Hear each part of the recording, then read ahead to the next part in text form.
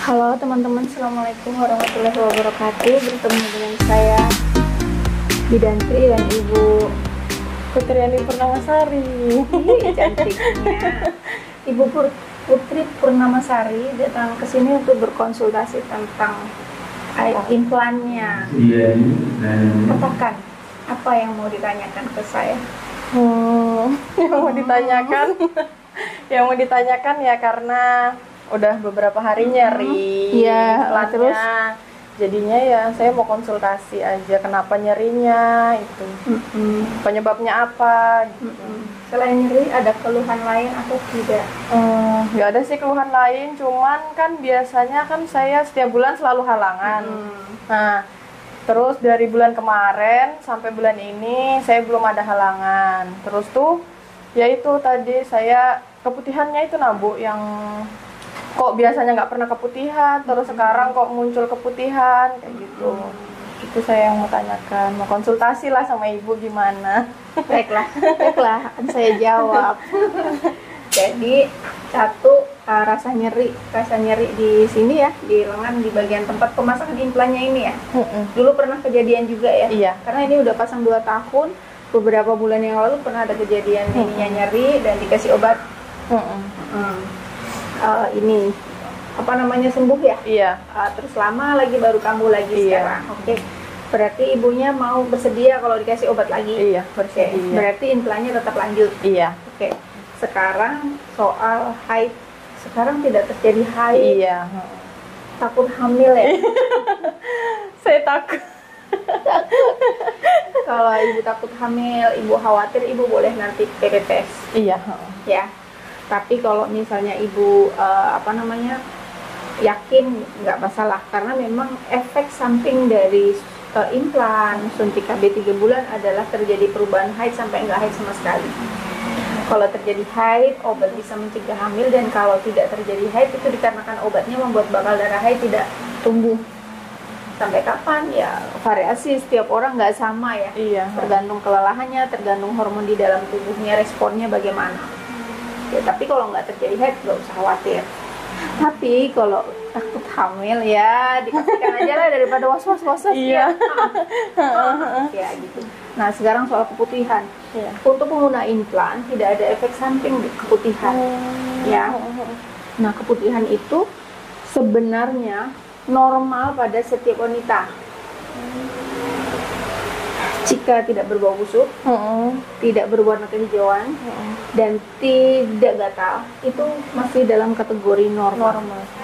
Apakah ada ciri-ciri begitu? Nggak ada, cuman dia itu kadang-kadang yang keluar itu lendir bening.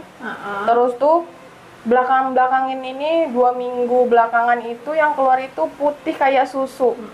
Tapi nggak bau, cuma kayak amis aja. Tapi kan sayanya nggak nyaman ya. Jadi ya bilang sama saya, coba aja tanyakan ke puskesmas, ke bidan yang tahu kan jadinya gimana bagusnya kayak gitu. Soalnya saya juga takut kan kalau makin lama dibiarin, takutnya kenapa. Saya sampai searching di Google, saya kan takut. Dia kan takut gitu. Saya takut. dia agak lembut-lembut gitu, jadi kayak ke bawah jadi lembut juga. Iya. Nah jadi untuk keputihannya kalau tidak ada kategori tersebut itu masih normal ya. Cuman yang agak bau-bau bisa jadi sih faktor kelembapan. Nah, nanti dicoba dulu. Kita nggak kasih obat, kita kasih tahu tentang personal hygiene, bagaimana cara kebersihannya di situ. Gitu. Iya. Nah jadi itu keputihan bisa muncul karena faktor mungkin airnya yang kurang bersih. Oh iya. Ya. Soalnya sudah hampir mau setengah tahun, nggak nyampe 5 bulan lebih, air tempat saya itu berubah. Oh gitu. Iya, di sumur saya itu berubah airnya. Warnanya kuning, bau, terus tuh apa ya, kayak kotor gitu Bu. Iya. Saya juga nyadarin sih kalau airnya kotor. Iya, bisa jadi karena faktor airnya itu. Jadi nanti mungkin diperbaiki. Tidak harus air galon sih, mungkin air itu juga bisa, tapi mungkin kayak disaring atau kalau memang perlu dikasih obat begitu. Kebanyakan dari para ibu-ibu yang berkunjung ke sini ternyata karena faktor airnya. Satu, kedua ketika buang air kecil, buang air besar, itu harus dipastikan sebelum kita menggunakan celana dalam itu harus benar-benar dalam kondisi kering. Entah itu dilap pakai tisu, entah itu dilap pakai handuk atau kain, apapun yang jelas harus dalam kondisi kering. Karena dengan kelembaban di situ akan meningkatkan flora yang akan meningkatkan terjadinya keputihan. Begitu. Nah, keputihan juga bisa muncul dalam kondisi dimana kita alergi terhadap makanan tertentu. Gatal di sekitar situ juga bisa. Jadi diperhatikan setiap habis makan apa gitu. Kalau ternyata keputihannya kok tambah banyak. Bisa jadi mungkin kita dalam kondisi alergi tapi reaksi alerginya seperti itu. Gitu. Sudah cukup paham?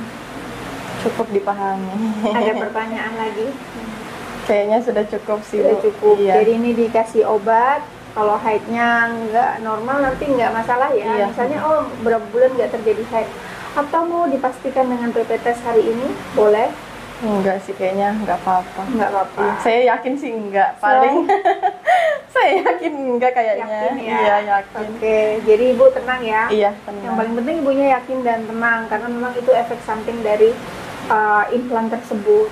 Begitu. Pas. Oke teman-teman yang menggunakan implan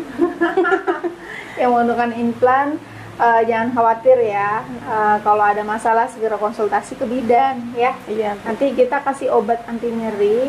Tapi nanti kalau misalnya ibunya nggak sempat kesini terus nanti ada nyeri lagi, boleh ibu minum yang ada di rumah, boleh paracetamol, boleh ibuprofen, boleh asam mefenamat yang ada di rumah boleh diminum.